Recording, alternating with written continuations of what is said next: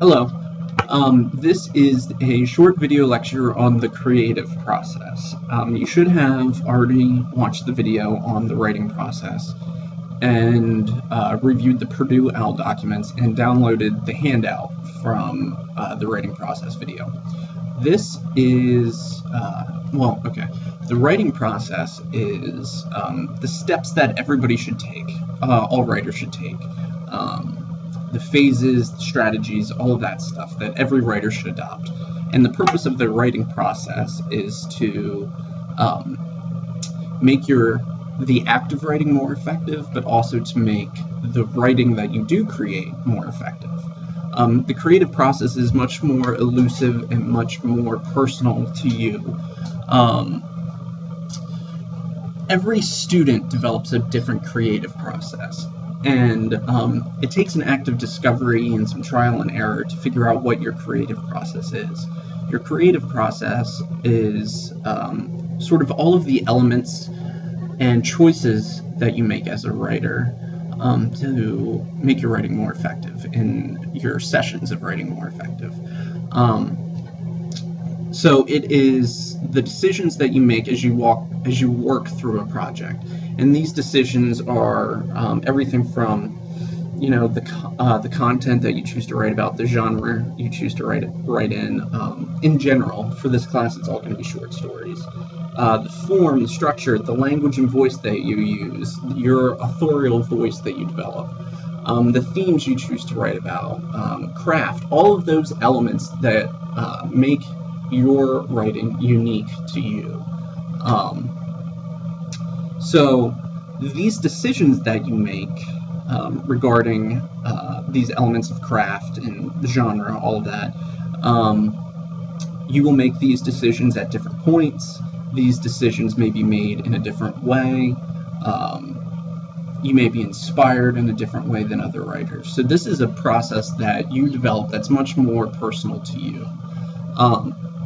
And before I talk about the tips and strategies for the creative process, I'm going to talk to you about mine. So, I am a professional writer. I'm a novelist. I also write short stories and do some journalism. I write short films, and I do academic research for part of my job here at Elizabethtown. For me, each project demands different decisions to be made regarding the content, theme, style, language, and voice, all of those things. But my actual process of writing is very unique. I typically write in the mornings with a lot of coffee or Monster, but I can only write at my desk in my home office. That's my space for writing. I always listen to music when I write. I listen to typically indie punk rock stuff when I'm composing, and then when I'm revising and editing, I listen to instrumental music. And these are, things that have evolved and that I've discovered as I've, grown as a writer. You may find that you write best in a coffee shop or outside at a park. You may find that you don't want to listen to music, or you find that music helps you. And I also, I extensively outline all of my projects. I use the outlines to guide me through the act of writing. So these are decisions that I've made in the process that I've developed that makes me more effective at writing. And I usually write, I just sit down, start writing, and just go. I kind of get everything out that I need to, and then, so I might do that for 3 or 4 hours, take a little break, and then go back and revise what I just wrote, cutting things, cutting repetitions, improving the language, all those type of things. And when I get stuck, we'll talk a little bit about writer's block soon. But when I get stuck, one of the things that I do is I will go for a walk, take my dogs for a walk, and that kind of helps me clear my mind. Or I'll go for a drive. That usually helps clear my mind too, and help me get unstuck. So these are all different strategies that you need to figure out what works best for you. And some tips here, it may be beneficial for you to look up the way other writers write, the process of other authors, the processes of authors that you like. It's always good to reflect on your writing and the decisions you've made. I journal every day about everything in my life, but I also frequently journal about my writing. If something new happens, if there's a new element to my process that I think is working really well. For example, I used to only write at night, but then I found that writing in the morning, first thing in the morning, I'm usually sharper, I'm more effective, and more efficient when I write. So I suggest that you maybe not necessarily keep a journal, but that you should reflect on what works for you as a writer. You should also take risks. Try a new form or try a different point of view. I always write, my creative work is always written in first person point of view. And we'll talk about point of view next week, I believe it is. But you might want to switch it and write in third person or second person. Learn from your failures. Learn what doesn't necessarily work. This is very important right here. Embrace your individual differences. Writing is a very personal exploration, which is why creative works are so unique and so autonomous to those who created them.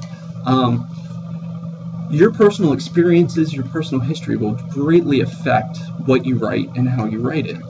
My work, generally, I grew up in Gettysburg. I grew up in a small town and then moved to a city. And my writing always reflects whatever stage of my life I'm in. My first novel it's about a guy who just graduated from college and has to move home back to Gettysburg and gets involved with a protest movement. And it's also a love story. And it directly reflects kind of my state of mind at that time of my life, wanting to fight back against the system. And my new novel that I'm working on is about, it's basically about work. It's about how people give themselves to work, and work becomes the dominating force in their lives, which is true with what I'm going through right now. My parents divorced when I was very young. There have been a lot of issues with alcoholism and drug abuse in my family. So all of these things that helped form me as a person also go into my writing. So embrace your individual differences. Embrace your past. Write what you know. This is one of the big tips of writing. You should always begin writing with what you know about, or at least take your inspiration from your life. A lot of times writers will write about an event in their life that they wish would have turned out differently. That's usually a good place to start. So you can think of an event in your life that didn't go the way you wanted and use that as a jumping off point and write the story the way you wish things had gone. There are so many different ways to take inspiration from the world around you, from your own life. Writing is a very therapeutic act. So a lot of people use writing, a lot of authors use writing to work through hard times. And even if you're not a student writer or an author, one of the big things therapists tell you is that you should journal if you're going through a hard time. Get all of your feelings out. So embrace your differences. Embrace what's going on in your life. Embrace what you've overcome. We all have cultural differences too that reflect our writing. So use what makes you unique. It will make your writing unique. So embrace all of those. Also embrace your perceptions of the world. We all see the world differently. One can argue that there really is no concrete reality because we all perceive reality differently. So you can have three people describe the same event, and each one of them will describe it differently. So again, just embrace what makes you unique. This handout is attached to the module. Download that, and then I'm also going to put up a more detailed document that I want you to download and read as well. It's very important to distinguish the differences between the writing process and the creative process. The writing process is the stages, phases that you should go through, that you should adopt. It's the general guideline for being able to write well. The creative process is a very individual act of discovery, and it takes both take trial and error. But the creative process is all about figuring out what works best for you. You may write better in a coffee shop, you may write better in a library, you might have a certain table or desk at home that you write the best at. It's all about figuring out what makes you the most effective, and it's also about these decisions that you make. And these are typically directly related to your personal experiences, the project that you're working on, your perceptions. And this can also be kind of the hard part of writing, is that it is a very solitary act. It requires a lot of thought, reflection, and discovery. So these are all things that you should keep in mind as you work through this semester, is trying to figure out who you are as a writer and what works best for you as a writer. Again, make sure you download the 2 documents, this handout, and there's another one. Read through that, and if you have any questions, let me know.